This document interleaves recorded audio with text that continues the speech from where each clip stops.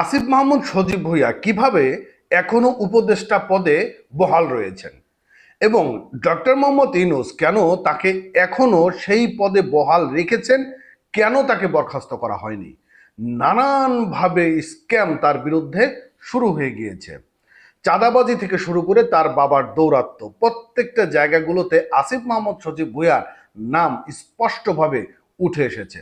ঢাকা শহরে বড় বড় যে সকল জায়গাগুলোতে চাঁদাবাজি হয়, সেই সকল চাঁদাবাজির গডফাদার আসিফ মাহমুদ সজীব ভুঁইয়া। কথাটি আমার নয়, কথাটি এক সমন্বয়ক। এবং এই যে তিনি কথাটি বলেছেন, অপু, ঘটনাটি কিভাবে ঘটলো আপনারা জানেন যে গুলশানে শাম্মী আক্তারের বাড়িতে চাঁদা নিতে গিয়ে বেশ কয়েকজন সমন্বয়কারী হাতে নাতে গ্রেপ্তার হয়েছেন। তার মধ্যে অপু পালিয়ে গেলেও পরে গ্রেপ্তার হয়। কিন্তু অপু তিনি একটা ভিডিও বার্তা জানিয়েছেন যে এই যে আপনার শাম্মী আক্তারের বাড়িতে যে অভিযান চালাতে গিয়েছিল, সেই অভিযান চালানোর সময় সেখানকার পুলিশকে অবগত করেছিল এবং আসিফ মাহমুদ সজীব ভুঁইয়ার সঙ্গে তার আগের দিন রাত্রে মোটর সাইকেলে সেই গুলশানে দেখা করে এবং দেখা করে তিনি সেখানে কি কথাবার্তা বলেছেন সে সকল বিষয় তিনি আলোচনা করেছেন। তার মানে এই অপু স্পষ্ট করে বলছেন যে আমরা জুলাই পর্যন্ত ছিলাম এই দেশের জনগণের কাছে হিরো, আজকে হয়ে গিয়েছে আমরা ভিলেন। কিন্তু আমাদেরকে যারা ভিলেন বানিয়েছে তারা আজকে সর্বোচ্চ জায়গাতে বসে আছে। অর্থাৎ এই যে আসিফ মাহমুদ সজীব ভুঁইয়া, আপনারা জানেন যে তার যে এপিএস ছিল, তিনিও কিন্তু শত কোটি টাকার দুর্নীতিগ্রস্তের মামলায় আসামি।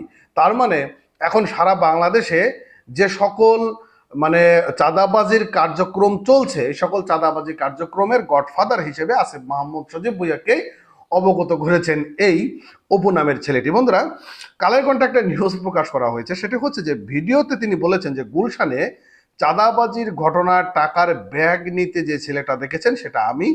আপনার একটি ভিডিও ফুটেজের মাধ্যমে দেখেছেন যে সমন্বয়কারীরা চাঁদাবাজের সঙ্গে জড়িত। যে সমন্বয় গত বছর ছিল মহানায়ক, আজকে হয়ে গেল চাঁদাবাজ। তিনি বলেন, আমার প্রশ্ন আছে, আপনারা কি জানেন যে ওই দিন ভোর 5টায় ওই সময় জোনের ডিসি এসিকে অবগত করে একদম অফিসিয়াল প্রসেসে পুলিশের সঙ্গে নিয়ে শাম্মীর বাসায় আমরা অভিযান চালাই এবং আপনারা কি জানেন যে অভিযানের যাওয়ার আগে গুলশানে কোনো এক জায়গায় উপদেষ্টা আসিফ মাহমুদের সঙ্গে আমার কথা হয়, আর মিডিয়া সেই বিষয়টি নেননি। আগে রাতে অভিযান বিষয়ে যে মিডিয়া সেগুলো ধামাচাপা দেওয়া হয়েছে। অর্থাৎ এখানে বিষয় হচ্ছে যে অপু বলেছেন যে এই যে শাম্মী আক্তারের বাড়িতে যে অভিযান চালানো হয়েছে, সেই অভিযান চালানোর আগে আসিফ মাহমুদ সজীব ভুঁইয়া তিনি আসলে নির্দেশনা দিয়েছেন যে অমুক জায়গা যাও, অমুক জায়গায় এমপি থাকে এবং তোমরা সেখানে অভিযান চালাও এবং যা পাও তার ভাগ বাটারা আমাকে দিও। এই বিষয়টা কিন্তু উল্লেখ করা হয়েছে বা বিষয়টা অবগত করেছে। দেখুন, কিছু না ঘটলে কিছু রটে না, বিষয়টা কিন্তু পরিষ্কারভাবে কিন্তু আমরা বুঝতে পারি। তো এখনো এই আসিফ মাহমুদ সজীব ভুঁইয়া উচ্চ গলায় কিভাবে কথা বলে, কিভাবে আমাদের প্রধান উপদেষ্টা ডক্টর মোহাম্মদ ইউনূস তিনি তার এই পদে বহাল রাখে, এটা আমার মাথায় এখন আসছে না। এবং দুদক দুদক এখনো পর্যন্ত কেন তার বিরুদ্ধে অ্যাকশন নিচ্ছেন না, তার সম্পত্তির তলব কেন করছেন না, কিসের ভয় পাচ্ছেন? তো এখন তো এখানে কোনো দলীয় কোনো রাজনীতি নেই, কোনো দলীয় ট্যাগ দিতে হবে না, তাহলে কেন এখনো তার বিরুদ্ধে ব্যবস্থা নেওয়া হচ্ছে না? এটিকে তাহলে আমাদের নতুন বন্দোবস্ত ছিল কিনা?